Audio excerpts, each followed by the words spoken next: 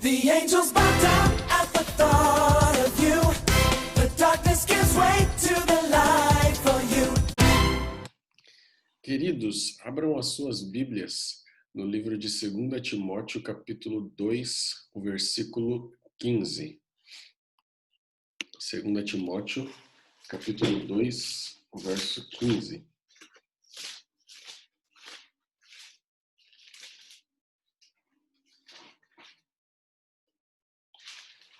Esse verso nos diz assim: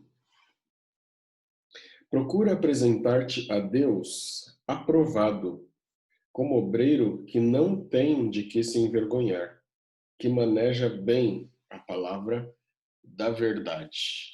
Maneja bem a palavra da verdade.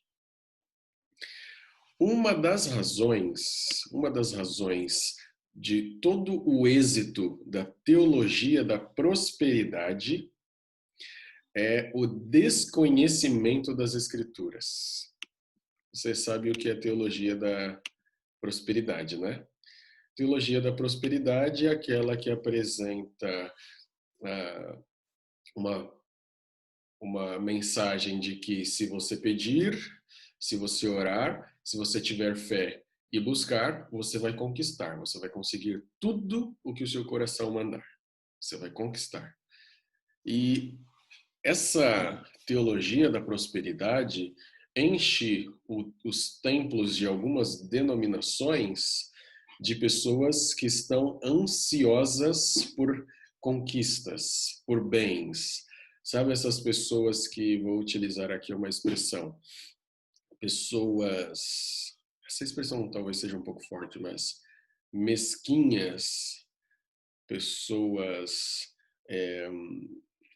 Eu estou procurando uma outra expressão aqui que é mais apropriada. Mas sabe essas pessoas gananciosas? Essas denominações e esses templos ficam repletos de gente gananciosa. Por quê? Porque são pessoas que estão ansiosas por possuir e possuir mais. E a oferta é simples. Basta você dar tanto que você vai receber em dobro. Dê que você recebe mais. Ou então você ora com fé e exige de Deus que Ele vai te dar. Então acaba sendo apenas uma religião de barganha com Deus, uma coisa assim muito superficial, uma coisa assim muito pobre. Enquanto é pobre, as pessoas buscam por riquezas, não tem profundidade. E tanto pregadores quanto as suas audiências, eles ignoram completamente os rudimentos da interpretação bíblica. Eles ignoram por completo. Eles ignoram que a Bíblia precisa ser interpretada, o texto dentro do seu contexto. Existem regras hermenêuticas a serem seguidas. E eles ignoram tudo isso. A mensagem deles é muito atrativa para essa cultura materialista. É uma mensagem de casa melhor, é uma mensagem de que você vai ter uma casa melhor no lado certo da cidade, vai ter um carro novo, você vai ter negócios lucrativos, roupas de grife, férias exóticas, e tudo isso se você tiver fé e você exigir de Deus aquilo que pertence a você. Aquilo que pertence a você. É você pedir e clamar pela bênção. Tomar posse da bênção. É mais ou menos isso que é anunciado. Basta ouvir então os testemunhos para você ficar alarmado. E tem um testemunho daqui, outro testemunho dali, testemunhos poderosos que falam de pessoas que romperam a barreira da falta de fé e então clamaram e alcançaram as suas bênçãos. E tudo isso é canonizado com o uso perverso de textos bíblicos forçados, bem forçados, para se ajustar a uma pressuposição completamente estranha à palavra de Deus. Cria-se, assim, o ambiente para que a ênfase pragmática materialista da cultura acabe triunfando. É uma cultura apenas do conquistar isso, conquistar aquilo. E essa cultura acaba triunfando. Prova-se então a verdade de que se a religião não nos transforma, nós transformaremos a religião para que ela se adapte às nossas opiniões e simpatias. Se a religião não nos transforma, a gente acaba transformando a religião para que ela se adapte às nossas opiniões e simpatias. No texto de hoje, nesse texto que nós lemos, Paulo recomenda o uso apropriado da palavra de Deus, uso apropriado da palavra de Deus. O termo grego aqui, traduzido por manejar, ele pode também ser traduzido por cortar em linha reta, cortar em linha reta. Isso sugere responsabilidade no uso das escrituras. O pecado mortal dos falsos mestres é o abuso da palavra de Deus. Eu quero convidar você a ler comigo 2 Coríntios, capítulo 2, o verso 17. 2 Coríntios 2, 17, veja o apelo do apóstolo Paulo. Porque nós não estamos como tantos outros mercadejando a palavra de Deus. Antes, em Cristo, é que falamos na presença de Deus, com sinceridade e da parte do próprio Deus. Então a gente tem aqui essa expressão que Paulo usa, que eu acho bem interessante. Ele faz um apelo para que, ao mesmo tempo, né, ele faz um apelo para que nós não sejamos como esses tantos outros que ficam usando a Bíblia para mercadejar, usam a Bíblia para ter lucros, para que os seus objetivos maus sejam conquistados. Esse abuso é traduzido, portanto, como mercadejar ou adulterar, e devemos lembrar, contudo, que o correto conhecimento da palavra de Deus não se limita aos ministros. Nesse apelo aqui do apóstolo Paulo, nós vemos essa acusação por tabela daqueles que utilizam a Bíblia, utilizam a palavra de Deus com fins maléficos, não é? Só que esse apelo não se limita a esses que utilizam a Bíblia com esses fins maléficos. Esse apelo se amplia e alcança também pessoas que não podem se deixar ser não podem se deixar ser lubridiadas por mensagens tão espúrias. Se as audiências da prosperidade tivessem pelo menos uma perspectiva bíblica da vida, não seriam assim enganadas, não seriam extorquidos. Ou seja, pode-se confiar no discurso dos pregoeiros da prosperidade? Podemos confiar, então, nesses discursos? A mensagem deles não passa de um simples texto bíblico distorcido. Eu pergunto para vocês, onde a palavra de Deus nos promete saúde e cura em qualquer circunstância? Onde? Algum lugar em que a palavra de Deus nos promete cura e saúde em qualquer circunstância? Não há. Paulo foi capaz de curar alguns dos seus associados? É interessante que Paulo, Pedro, alguns homens fizeram curas, não é? Mas, estranhamente, nós vemos alguns momentos na palavra de Deus que esses mesmos homens cheios de poder não fizeram algumas curas. Analise comigo, Filipenses capítulo 2, verso 27. Filipenses 2, 27 fala assim: com efeito, adoeceu mortalmente. Deus, porém, se compadeceu dele, não somente dele, mas também de mim, para que eu não tivesse tristeza sobre tristeza. Aqui falando de Epafrodito, um amigo de Paulo que estava ali enfermo. Olha o conselho de Paulo a Timóteo, 1 Timóteo capítulo 5, verso 23.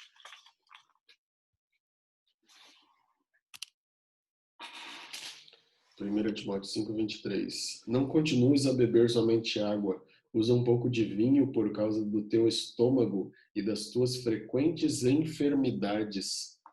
Olha ali, Timóteo estava sofrendo de frequentes enfermidades e Paulo não fez uma cura do amigo. O amigo não foi curado. Paulo deu ali um conselho para que ele providenciasse alguns meios ali que o auxiliassem nessa cura.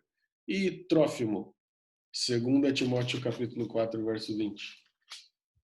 2 Timóteo 4, verso 20 diz: Erasto ficou em Corinto. Quanto a Trófimo, deixei-o doente em Mileto. Paulo mesmo sofreu de uma enfermidade física, ali em Gálatas 4, verso 13 a 15. Olha o que diz ali. Gálatas 4, verso 13 a 15. E vós sabeis que vos preguei o evangelho a primeira vez por causa de uma enfermidade física. E posto que a minha enfermidade na carne vos foi uma tentação, contudo não me revelastes desprezo nem desgosto, antes me recebestes como anjo de Deus, como o próprio Cristo Jesus. Que é feito, pois, da vossa exultação? Pois vos dou testemunho de que, se possível fora, teríeis arrancado os próprios olhos para nos dar. Então, Paulo fala ali dessa enfermidade que ele vinha sofrendo.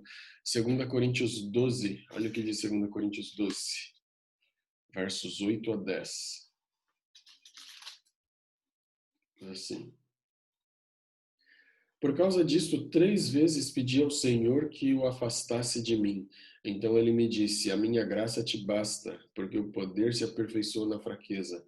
De boa vontade, pois, me gloriarei nas fraquezas, para que sobre mim repouse o poder de Cristo. Pelo que sinto prazer nas fraquezas, nas injúrias, nas necessidades, nas perseguições, nas angústias, por amor de Cristo.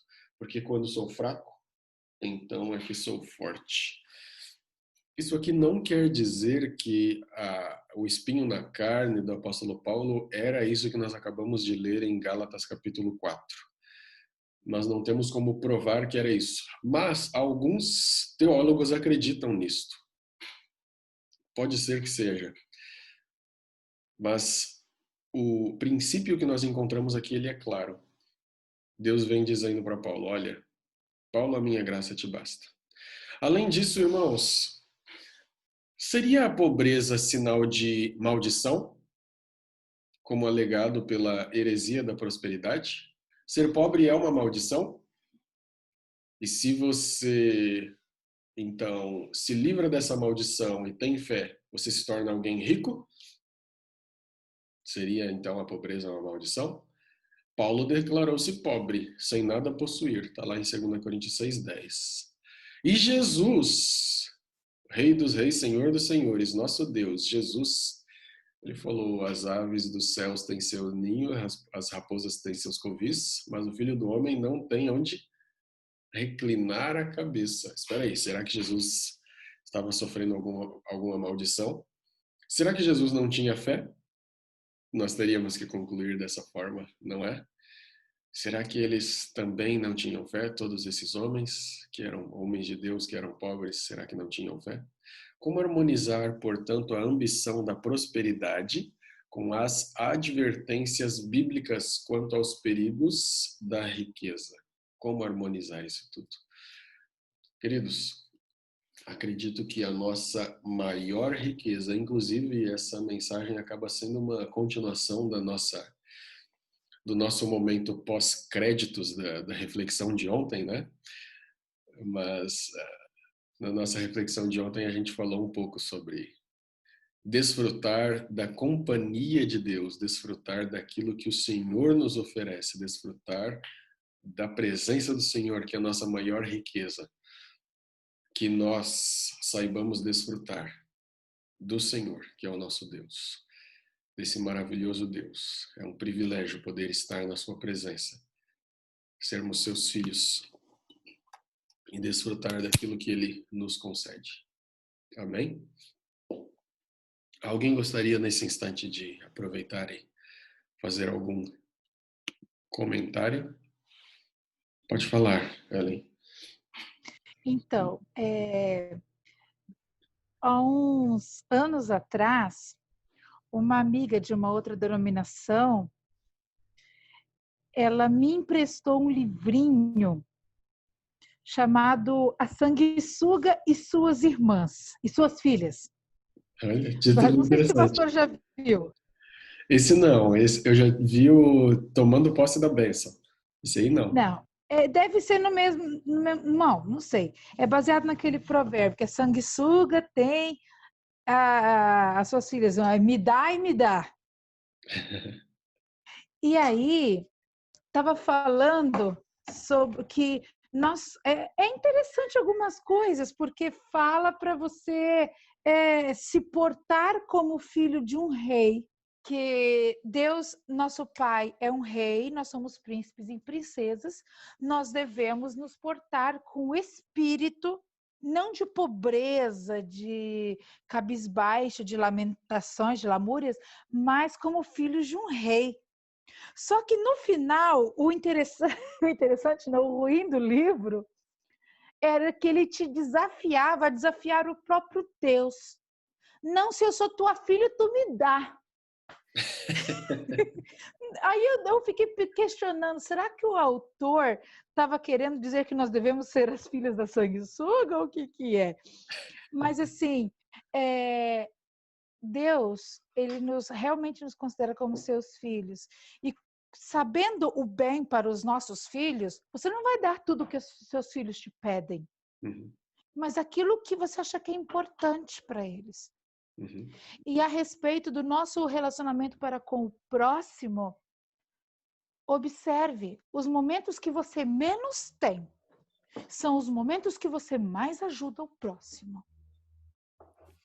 Paulo, ele diz que eu não me lembro qual era o povo, que da sua pobreza tiraram o sustento para a obra, que dariam realmente até os olhos, se fosse possível, para o ministério. E eu já passei por essa experiência de nos momentos que a gente tem mais fartura, são os momentos que os nossos sonhos ambiciosos, a nossa avareza cresce aos nossos olhos.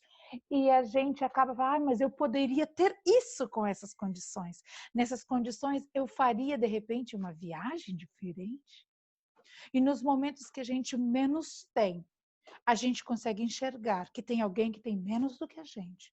E a gente divide o nosso pouco para o outro. E assim Deus nos prospera, mas na alegria de nos tornarmos filhos amados.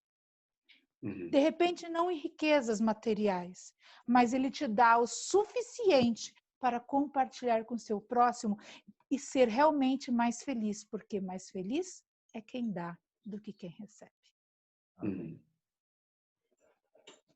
Verdade. Fala, Menor. Ouvindo aí a mensagem me fez refletir, né, que me fez trazer um pensamento que quando a gente dá estudo bíblico que fala sobre o dízimo, né? Então eu sempre levo esse pensamento: com Deus não se negocia. Ele não é de negócio, ele é dono de tudo e nós somos herdeiros do reino dele. Então nós temos que confiar nele e deixar com ele. Mas ouvindo a meditação me fez lembrar, né, da pessoa exigir de Deus, o filho pródigo. Ele exigiu do pai, né? E o pai deu para ele. E onde que ele foi parar? No chiqueiro. Então, quando a gente exige de Deus, é que a gente quer pegar o controle e acaba naquilo que o filho pródigo, mais ou menos assim. Não sei se essa comparação dá para pôr nesse teu... Perfeitamente. Perfeitamente. Até porque essa parábola, ela demonstra, né, a distância que o filho estava do pai. Ele estava apegado apenas a posses e distante emocionalmente do pai. E quando ele volta, ele continua distante emocionalmente. Ele continua apegado apenas a posses, né? Ele voltou para o pai, mas querendo que o pai o alimentasse. Ele estava disposto a se rebaixar e agir como escravo, mas o objetivo dele ainda era o quê? Ainda eram as posses. Boa comparação. Tem gente que ainda se apega, pastor, a o texto fora de contexto, né? Usa aquela parábola do amigo importuno Aham. que foi e insistiu, ou do juiz injusto, que a viúva chega e bate o pé. Não, insiste, porque ele vai dar. Cuida com o que você pede a Deus, porque ele pode dar. E Uhum. aquilo vai ser uma maldição na tua vida para tu aprender uma dura lição. Fala, Esther. Bom dia. Então, oi. Durante essa reflexão eu fiquei pensando, né? É muito comum as pessoas ansiarem pelo sucesso, e às vezes usa até alguns textos bíblicos, como, por exemplo, eu te colocarei por cabeça e não por cauda, dentre outros. E eu acho que é válido até certo ponto, né? E nessa ânsia as pessoas acabam indo para o ponto que você colocou, né? De buscar de forma totalmente equivocada as bênçãos de Deus. Mas penso que como filhos de Deus devemos realmente alimentar esse lado, mas de forma saudável. E isso tem a ver primeiramente com qual é o propósito de se obter sucesso em algo. Uhum. Então, se o meu propósito for honrar a Deus, que é muito difícil também decifrar isso, se realmente é isso, é válido a gente sonhar alto no sentido de honrar e bendizer o nome de Deus. É válido também a gente entender bem quais são as nossas melhores habilidades e sonhar alto em colocá-las da melhor maneira, em fazer com que elas sejam utilizadas no máximo do seu potencial, mas desde que o fim seja honrar e bendizer o nome de Deus, e não benefício próprio, reconhecimento ou qualquer outra coisa, né? Vaidade, orgulho e tudo mais. Uhum. Então, assim, é difícil identificar? Mas sendo guiado por Deus, em comunhão com Deus, buscando o conselho dele, é importante. Eu acho que é importante a gente buscar, sim, usar o máximo do nosso potencial para honrar o nome dele. E não ter uma visão que é o contrário disso que você falou, é uma visão conformista. Não, é isso mesmo que Deus me deu, e viver a vida assim, numa mediocridade, porque escondido na questão do contentamento, né? Uhum. Então, não sei se ficou claro o que eu quis dizer, né? Eu sou totalmente a favor a isso que você colocou, a essa ideia. Totalmente a favor a essa visão, né? De que eu não devo buscar as bênçãos de Deus de maneira egoísta, a questão da prosperidade, a questão de exigir, mas pensei nesse outro lado também. Uhum. Legal. Bem colocado. Eu acho que essa questão da teologia da prosperidade tem muito a ver com o foco, né? Que eu falo sempre do foco. O foco está totalmente colocado na terra, totalmente, entendeu? Eu quero prosperar aqui, eu quero ter uma vida boa aqui. A gente, por exemplo, agora, lá no grupo de oração, nós estávamos conversando. O mundo está em convulsão completa, em todos os aspectos, né? Econômico, as pessoas estão emocionalmente doentes, muitas, quase todas, né? O mundo está totalmente doente em todos os sentidos, a crise está instalada. E esses pastores ficam pregando sobre você se dar bem nesse contexto. Me diga como, entende? Eu posso, de repente, ganhar tudo que eu sempre sonhei, ter uma vida super confortável aqui. Mas eu acho que eu não vou ser feliz vendo o meu vizinho, o outro, todo mundo se dando mal, pessoas morrendo, a injustiça, o desrespeito. Então, assim, eles estão pregando a prosperidade aqui. E se a pessoa ela está plenamente satisfeita com a vida aqui, por que ela vai almejar o céu?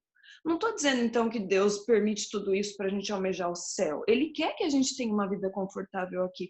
Mas Ele nos conhece também e sabe que muita gente, se dá bem aqui, não consegue, como a Esther falou, né, de assim, procurar abençoar o outro, procurar... você tem que procurar se dar bem aqui. Eu acho que eu me enrolei agora, né? Sim, você tem que procurar sonhar, procurar lutar, procurar se desenvolver e não ficar só no comodismo, só no não, está suficiente assim, sem procurar melhorar a sua vida, ok. Mas o seu foco precisa estar no céu. E Deus, sabendo disso, se Ele sabe que eu, ao ter tudo isso, eu vou esquecer do céu, eu não vou querer, não vou almejar estar lá. Se eu não tenho esse desejo mais, se está bom aqui, então talvez Ele não permita isso para minha vida, porque Ele me ama e quer que eu esteja lá no céu, né? Então, assim, essas religiões têm pregado apenas aqui. Eu acho que eles não param para pensar no céu, em viver ao lado de Jesus, em desfrutar da presença e da companhia dele. É só assim. E sabe que às vezes isso acontece no nosso meio também. Às vezes as pessoas querem ir para o céu porque lá é um lugar bom, lá é um lugar de ruas de ouro, lá eu vou ter uma casa incrível. E não é necessariamente a presença de Jesus que eu estou buscando. É sonhando em estar lá, desfrutar para sempre da presença dele. Então, são vários aspectos para se pensar, mas eu creio que a gente precisa ter o foco ajustado, pés na terra, sim. Procurar viver aqui da melhor forma, sim, mas os olhos sempre lá no céu, sempre, né? E eu creio que a teologia da prosperidade peque muito aí, né? Pés na terra e olhos na terra, que eu creio que eles ensinam, né? E a gente tem outra ideia, outra perspectiva. Certo? Eu vejo, assim, pessoas... Tipo, eu nasci, assim, numa família, que nem meu pai diz, né? Num berço de ouro cravado de diamante, assim, né? Olha. Porque, assim, nunca... Tipo assim... certeza de que eu teria onde morar, que a casa própria, enfim, tudo assim de modo geral, assim, eu sempre tive, assim, sabe? Não chego a ser rico, assim, mas enfim, necessidade eu nunca passei. Só que eu vejo assim, quão abençoados são essas pessoas que não têm bens financeiros, não têm tanto bens assim, que elas são muito mais generosas, são alegres e tal. E elas têm essa experiência de batalha, assim, de vencer, de fé e oração, assim, de saber que elas são resilientes porque Deus está com elas, que Deus não vai deixar faltar nada para elas. E resiliência é isso, assim, essa coisa assim de ser duro na queda, assim, tipo, uma flor nascer no deserto, em condições difíceis, elas conseguem resistir bem. E né, tem aquele verso que o pastor disse esses dias, né? Que Deus se manifesta melhor nas nossas fraquezas, né? E daí quando a pessoa ela sabe que ela é fraca e que ela pode confiar em Deus, e Deus pode se revelar revelar de uma forma mais especial. É isso. Certinho. Muito bem. Vamos orar, portanto. Maravilhoso Pai, agradecemos por esta manhã de sábado. Agradeço pela oportunidade de poder ver todos esses irmãos e podermos juntos buscar a Tua companhia, podermos refletir na Tua palavra e dialogar também um pouco, colocar alguns pontos de vista. E agradecemos, Santo Deus, por todo esse privilégio. Pedimos que o Senhor continue nos guiando, nos fortalecendo e nos auxiliando a ter uma perspectiva sempre clara acerca de buscarmos ao Senhor e não buscarmos por por prosperidade nesta terra. Que a prosperidade que venhamos a buscar seja a prosperidade espiritual. Que venhamos buscar sermos prósperos no Teu Espírito Santo, cheios da Tua companhia, da Tua presença, cheios de graça, e também, Santo Deus, sempre buscarmos estar seguindo a Tua direção e a Tua vontade. Dá-nos a Tua paz, concede-nos o Teu Espírito Santo. Em nome de Jesus nós oramos. Amém. Feliz sábado a todos vocês.